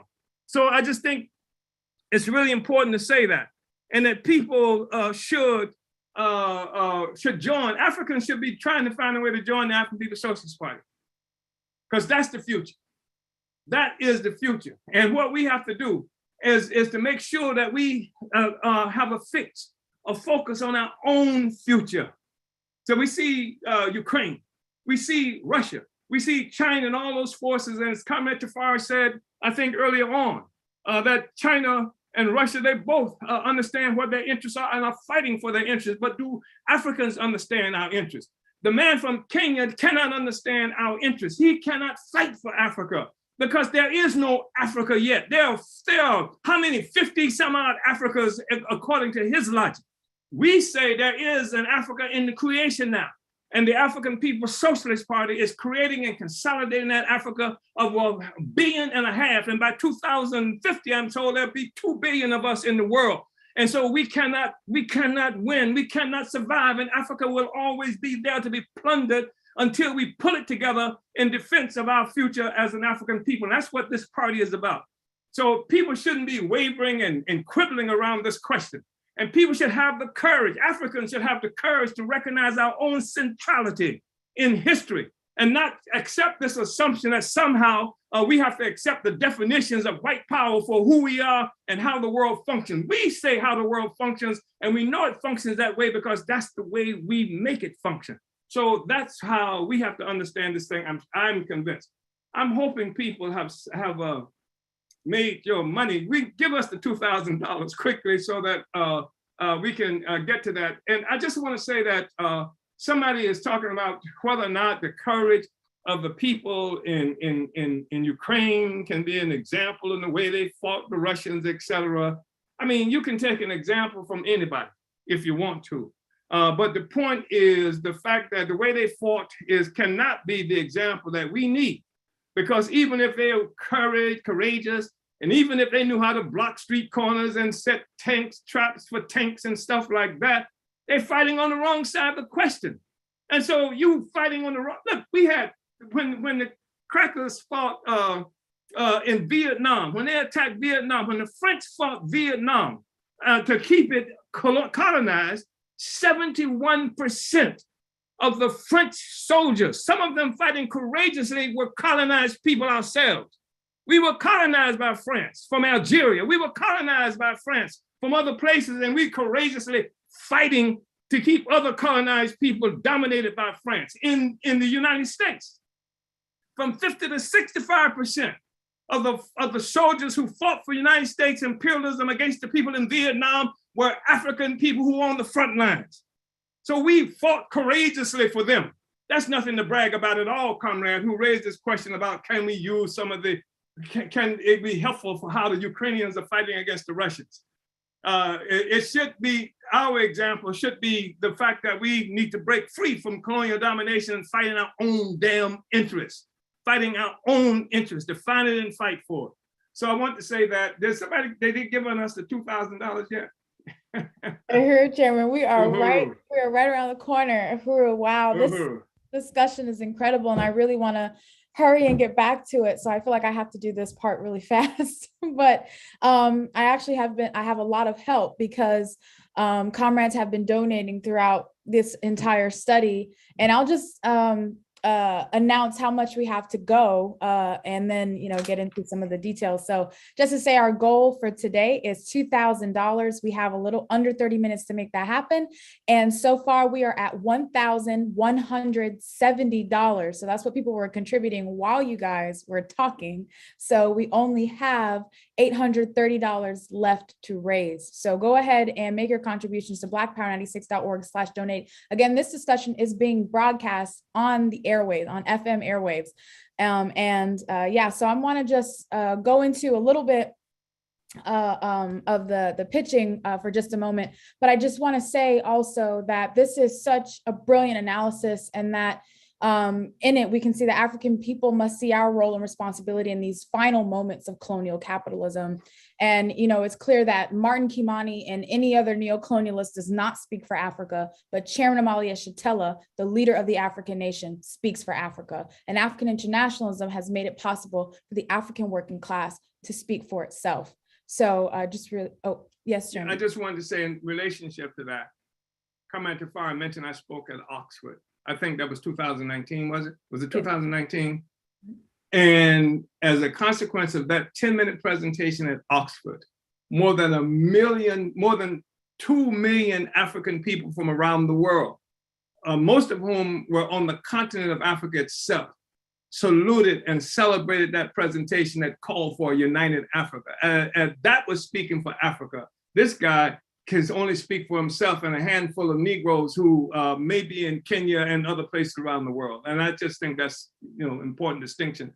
And there were other ambassadors, former ambassador to the OAU from the United States was on this debate that we had in Oxford as well. And so, this guy sitting in a seat in the United Nations in New York is, he just has to be careful when he leaves there, because a New York cop might beat him to death. You understand? That's how imperialism articulates itself in New York. Right. Or choke him to death. Chairman. So yeah, let's try to get through this quickly so that we can continue this discussion and have some time. So while you guys have been putting your questions in, lots have already come in.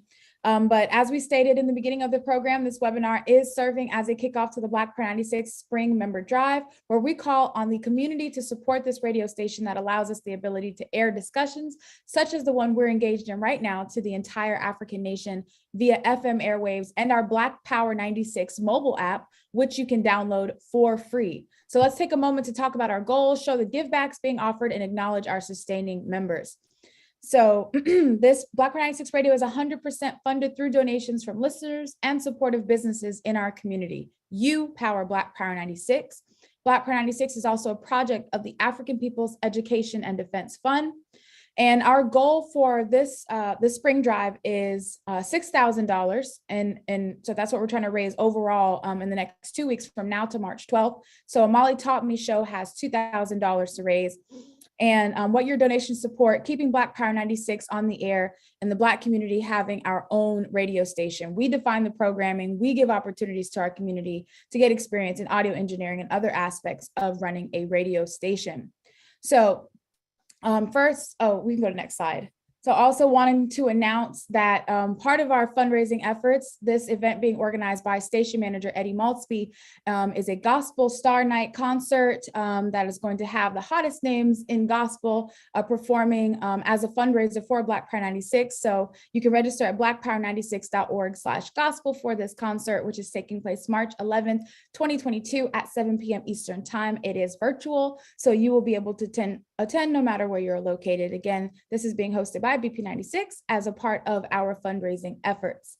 So we can go to the next slide. So we want to show you how you can donate. We've been talking about it. You should see the link in the chat, but it's blackpower96.org/donate. Let us know your pledge in the chat on YouTube or Facebook and go directly to the website to make your donation today. So we, of course, want to acknowledge our supporting everyone who donates will receive a Black Power 96 supporting member card, and we have some special thank yous for different donation levels. Let's show our donors what they can expect. So to our 5-year donors, so Black Power 96 turns 5 years old this year. We just turned 5 years old. And the institution of Uhuru Radio predated the formal establishment of Black Power 96 FM. But for all of our 5-year donors, so if you have donated as a sustainer over the past 5 years, you are getting a Black Power 96 enamel pin to add to probably your collection of enamel pins. But we wanted to thank our 5-year donors with this pin. Next.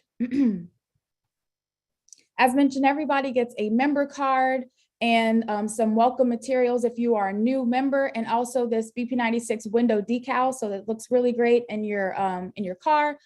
So you know how people have bumper stickers? Well, this one actually goes on your window, so you can show what radio station you're listening to as you're driving down the street.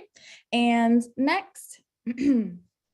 So this is a one-of-a-kind give back that's being offered during the Omali Taught Me Sunday study. So this powerful image of Chairman Omali Yehitela, which was taken just moments before storming into St. Pete City Hall when he snatched the mural down on December 29th, 1966. So this photo has been autographed. It is an 8x10 framed photo autographed by the chairman. This is the first 10 donors at $150 or more gets this autographed vintage photo of Chairman Omali Yehitela. So $150 or more gets you this 8x10-inch framed autographed photo of Chairman Omali Yehitela, this iconic image of, you know, the first act of Black power that hit the US. You know, that's Chairman Omali Yehitela. So you definitely want to add this, you know, into your home to have this incredible image of African resistance, in your presence. So a donation of $150 or more, you get this signed copy of this photo of Chairman Omali Yehitela. So those are that's what some of the things that you can expect as a donor to BP96. Again, our 5-year donors are getting that enamel pin. Everybody who donates gets a member card. If you are just becoming a member, you will also get your welcome materials, your window decal. And like I said, the first 10 people at $150 or more gets this signed copy of the chairman's photo. So we can go ahead and stop screen share. And I just want to acknowledge some of our sustainers, or all of our sustainers. So Chairman Omali Yehitela is a Black Power 96 sustainer. So I want to salute you, Chairman. Thank you so much for your support of BP96. Also, myself in St. Pete, also a sustaining member of BP96.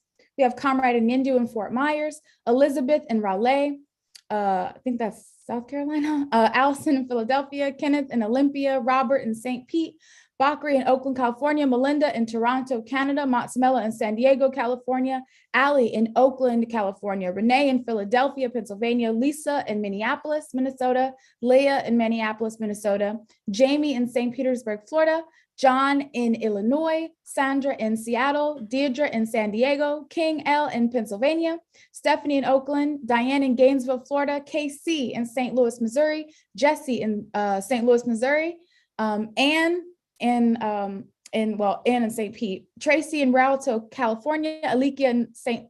Alikia is in Miami now. Alikia in Miami, Nyabinga in North Carolina, and Sight based out in St. Pete, who was an artist who actually performed at one of our BP96 concerts last year. So these special supporters have been giving a monthly donation for a year or more. Many started during the Omali Taught Me show during last February member drive. So thank you so much. And we encourage everyone who is not already a monthly sustainer to consider giving that kind of consistent, reliable support to the station. That's $5, $10, $25 or more a month. So go ahead to blackpower96.org/donate to make your donation and type your pledge into the chat. And let's see who has already made that commitment. So we have Comrade Sandy in Seattle with $100. Uhuru Sandy. We have Lisa in Minneapolis with $50. Comrade Timba in St. Louis, Missouri with $100. Comrade Demetria in Portland, Oregon with $100. Uhuru Demetria. We have 2 anonymous donors, each at $100. Uhuru.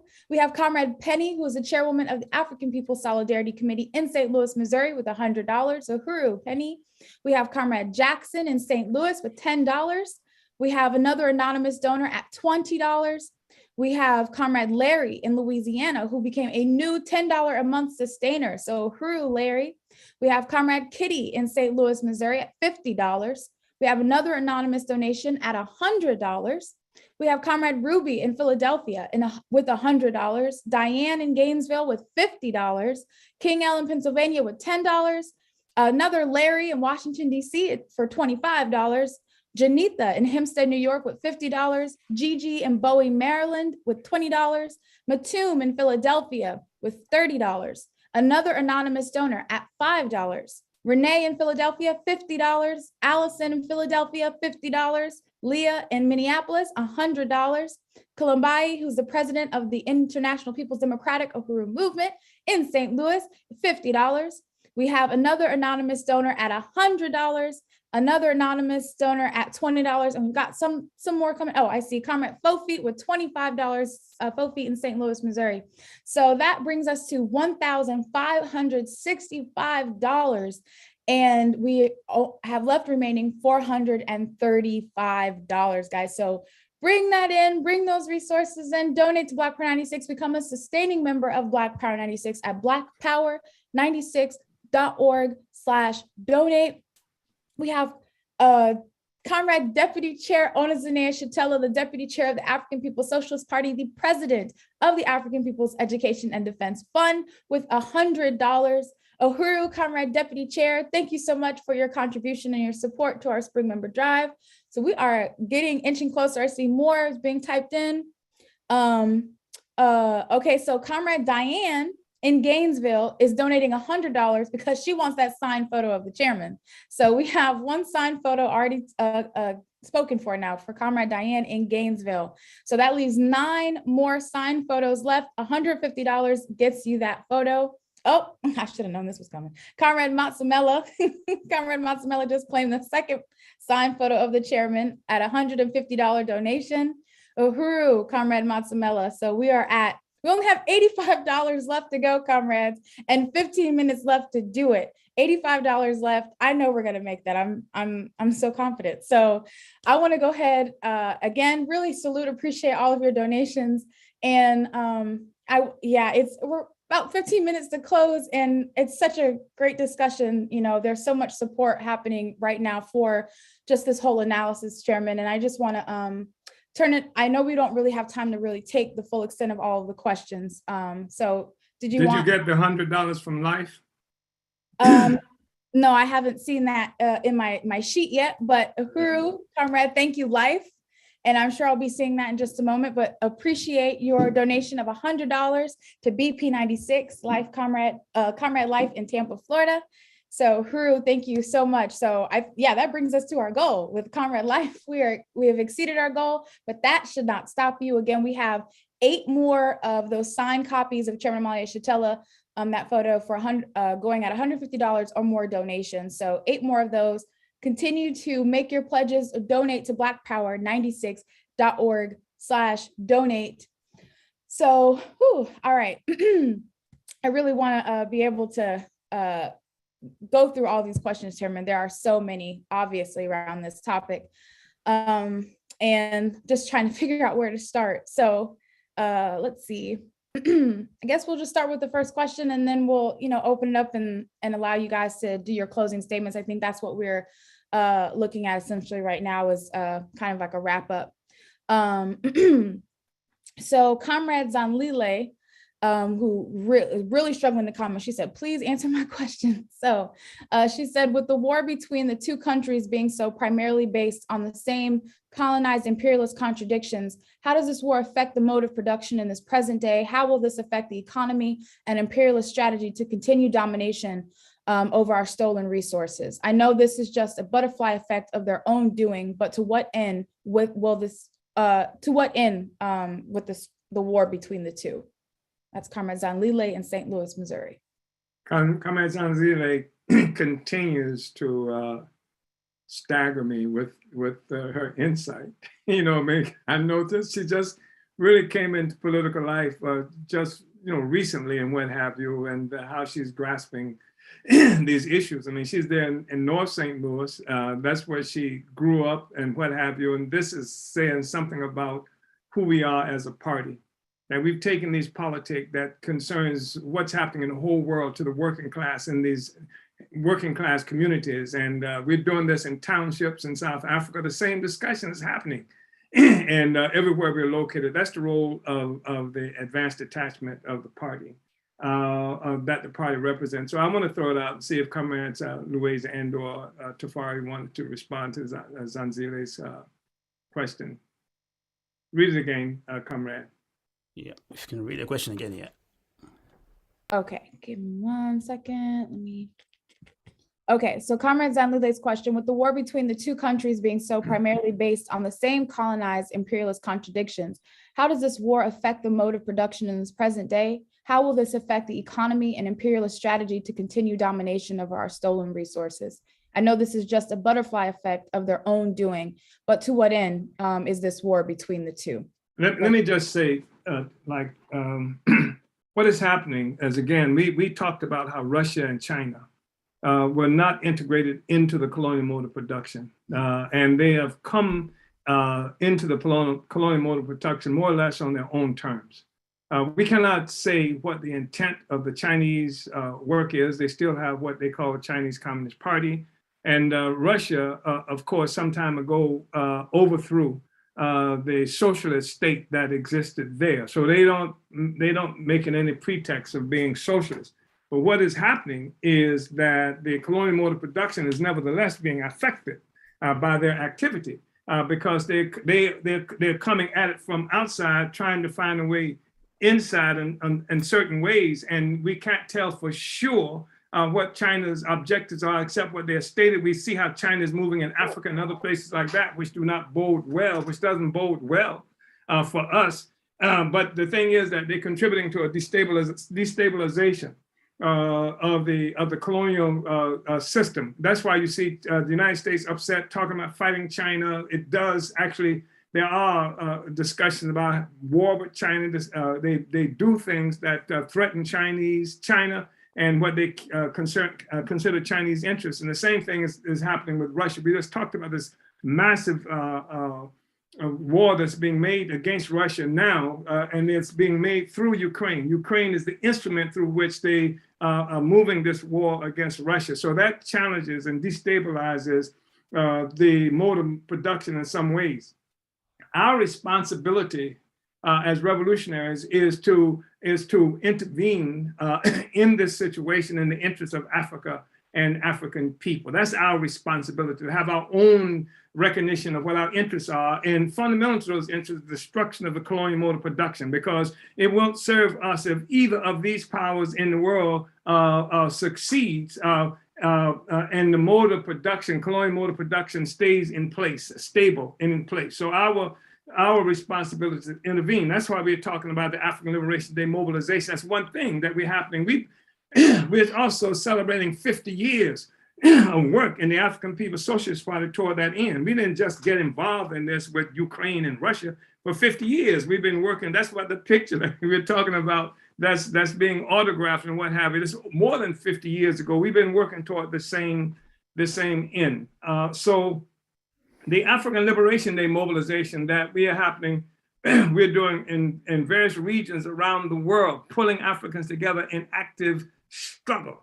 And this is a struggle where it's located against neo-colonialism, specific to the regions that we're involved in, and against the colonial mode of production overall.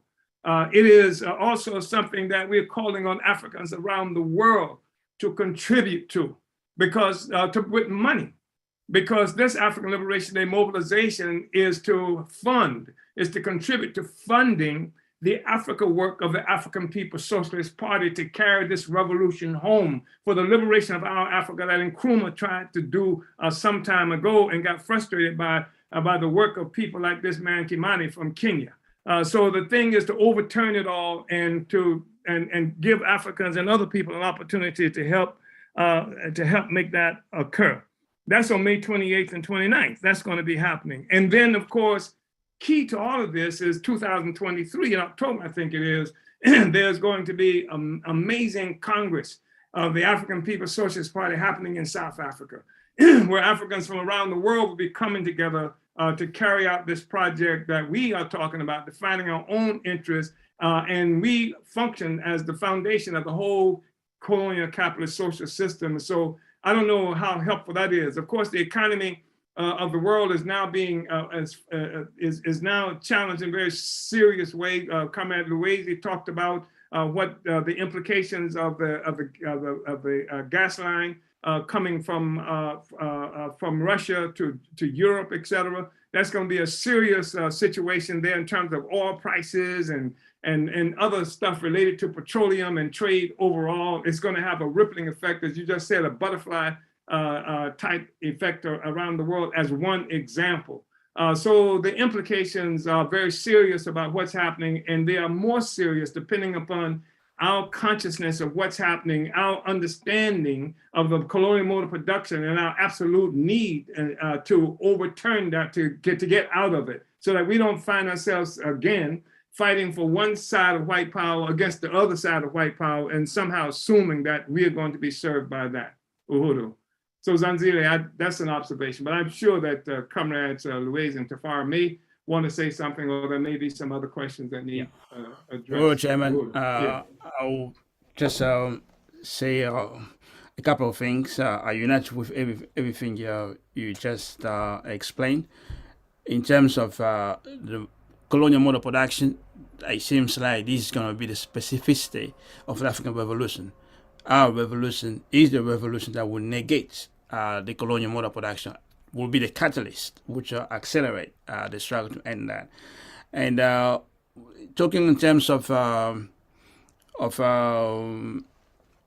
conflicts in that region, we have to be aware of U.S. at one point announced the strategy that they would not allow any other competitor to surpass the United States. So it means that the U.S. is in Europe. They are allies. They are in NATO, but the U.S. would not allow Germany to become the leader of the system, and the Germans are aware of it. And the U.S. does not want Russia to become the leader, even the Russian calling for multipolar world, or the Chinese. So, and also Russia and what they call Eurasia is full of resources, and the consolidation of China, the consolidation of Russia automatically contribute to the decline of the United States. Not the end of the US, but the decline of the US. And I say the catalyst force is going to be the African revolution. What's going to happen to Eurasia and what's going to happen to colonialism as a mode of production depends on what you and I will do. Building the African Socialist International, building the party wherever you are, that will be the catalyst that will bring everything down. So the history of the world really has to be in our hands, in our brains, so we can build this party. So, yeah, I just want to say this. Yes, Uhuru. Yeah, no, I just want to appreciate what the chairman said and also what Luwezi said. And, I think everything has been laid out, but we have to fight for it. We cannot be spectators as Africans. Yeah. So that's just what I want to say. We cannot be spectators. African people have to come on board. We have to fight for Africa. Like the SG was saying, Africa is the catalyst. We have to know our significance in the world right now. So just in response to the question, it does have a consequence somehow, because if the US through NATO is able to expand in more regions, it means somehow it gains strength. But when it's attacked over there, because it's that's the key strategic enemy of all human beings in the world. So whenever they get weakened somehow, like it gives us an opportunity, even for us as African people to be able to strike the final blow. And a weaker imperialist is the imperialist that we want.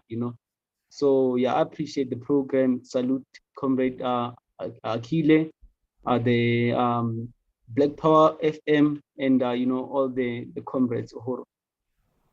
Uhuru. Uhuru. I wanted to say, Comrade Akilé, that NATO, we talked about how NATO was created, that now has 30 different countries armed to the teeth, that with the objective of controlling, containing, and destroying Russia. That's what it was created for. And we mustn't forget that. But another thing that it was created for, and this speaks to something that was alluded to by Comrade Secretary General Luwezi, is to control Europe. And the United States is in Europe in many ways militarily through NATO.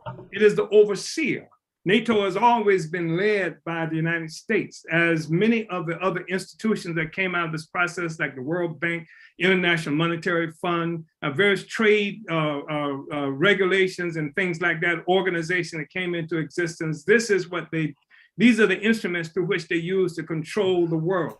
And so our objective has to be destroyed in our own interest. And we have relationships with China, Russia, anybody else based on recognizing how they facilitate the interests of Africa and African people. That's the critical thing. And we can say that like nobody else can, because unlike anybody else, we plan to govern. We talk about a united Africa, not as a dream, but as something that we will bring into fruition by our own sweat, labor, and by the organization of the masses of African people to carry out the mission of Dedan Kimate, of Nkrumah, of Sobukwe, and the various other revolutionary African peoples around the world, African leaders, etc. Garvey. That's what we are doing. And so it's not too late. Go to blackpower96.org/donate, make a contribution here. Because Zuckerberg doesn't control this radio station. And the other imperialist forces do not control this radio station, but you can.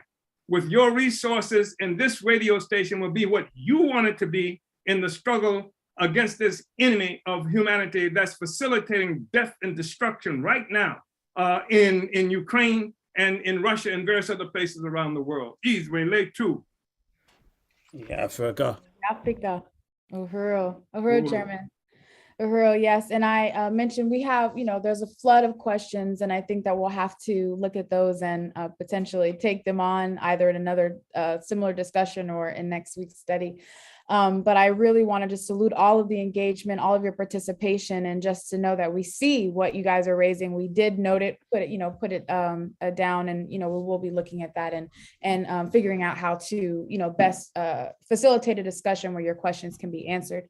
I also just really want to encourage people to join the African People's Socialist Party, build the front of the African Revolution where you are located. The question of, well, what are we supposed to be doing during this whole situation? We have to be building the African Revolution, as we've stated that our intention is to govern, our intention is to seize power, our intent is to take all of Africa. No little thing behind a border, nothing. We're destroying all the borders. We are freeing up Africa, under an African worker socialist state. And that's, ultimately what the whole world has to respond to. That's what the world is going, how all these contradictions that we see blowing up is going to be resolved through the process of making the African Revolution. So go to APSP-Uhuru.org. My chat monitors, if you could drop that link into the chat section, APSP-Uhuru.org, and join the African People's Socialist Party. No matter where you are located, you can be a member of the African People's Socialist Party and build right where you are on the ground. So just wanted to say that. Also we're just gonna keep going over just a little bit because I do want to acknowledge the rest of these donors and just to talk about our goal.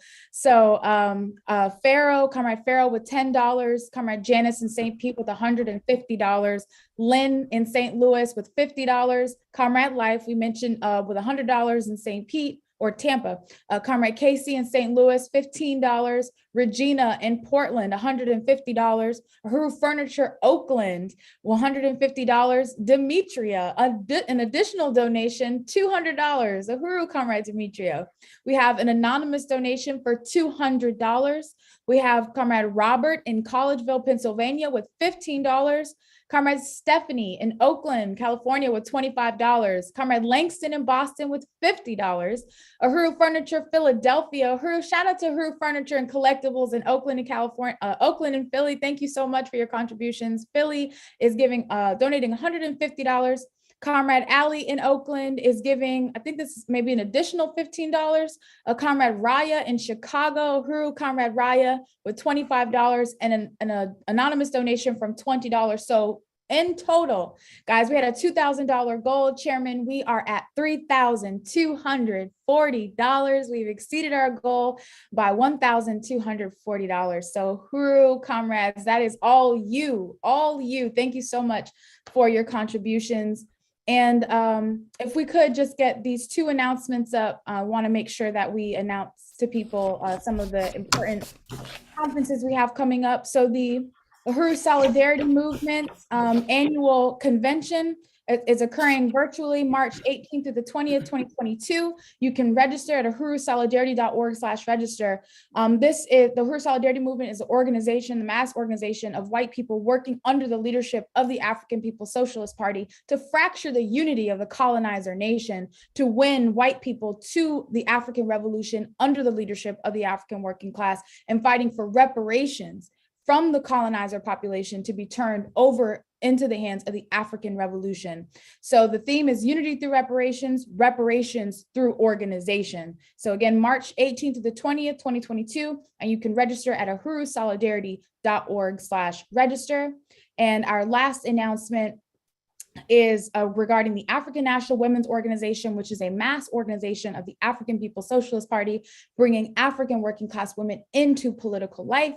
And this, the annual ANWO convention is themed Black Women's Convention, Not One Step Back. So you guys can find more details about this at convention.anwouhuru.org. Register at convention.anwouhuru.org for the Black Women's Convention. And this is, I believe, let me just double check my dates. I believe this is taking place the last weekend of March. Might be 26, but convention.anwouhuru.org. You'll find all of the convention details. But this is the Black Women's Convention, so African women and African men who have to support African women in the struggle for African women to be, as we are, leading in this struggle and being the makers and shapers of this history, to come out and support the African National Women's Organization. This is going to be a virtual conference as well, so you can attend no matter where you're located. So that concludes our announcements. And again, that's the overall fundraising for Black Power 96 with the Omali Taught Me show. So you guys can expect those give backs. Some of you guys are walking away with that signed photo of the chairman, and continue to donate all month long. Become a sustainer at blackpower96.org/donate. I really want to salute Comrade Secretary General Luwezi Kinshasa, Director Tafarie Mugeri, and of course, our leadership, Chairman Omali Yehitela, for such a profound analysis, giving us the to what end, the understanding of our responsibility in this whole question, because this whole thing is important for Africa and African people. And we have to seize this opportunity to, kick imperialism while it's down, deliver the final death blow. So, Chairman, was there anything else you wanted to state before we wrap up? Comrade Ali asked the question, I think, about whether Russia was, I forgot how it was asked. I'm sorry. I wanted to respond to that, but Russia was born outside of the process creating the colonial mode of production. Where Russia will go now is something that's being decided by us, in terms of what it will do and what it will be. So thank you. I want to thank all the comrades for being here today. And I want to just restate the significance of the 50-year history of the African People's Socialist Party for leading this incredible struggle. And I want to thank the tenacity of you who are in the party and in the Uhuru movement, and the fact that you have held up the banner of an international revolution, a socialist revolution, the only way forward, and have been able to do that without simply allowing immediate self-interest to be the guiding force that involves us, because that is opportunism when you find yourself, and that was one of the struggles that we've had with the Soviet Union in the past, the ability to allow its own immediate state interest to supersede the interests of the workers of the world, and especially those of us who were colonized. We are creating the future right now. And I want to thank everybody and then call on everybody, all of you, to vanguard up. Uhuru, vanguard up, Uhuru. Uhuru, Chairman, vanguard up, comrades. So without any more, we're going to go ahead and wrap up this study. Thank you so much for tuning in, for your patience, for donating, and make sure you follow the chairman on Facebook, Twitter, and Instagram, and subscribe to the Burning Spear TV on YouTube to catch every episode of the Omali Taught Me Sunday Study. Build the African Revolution. Uhuru. Uhuru.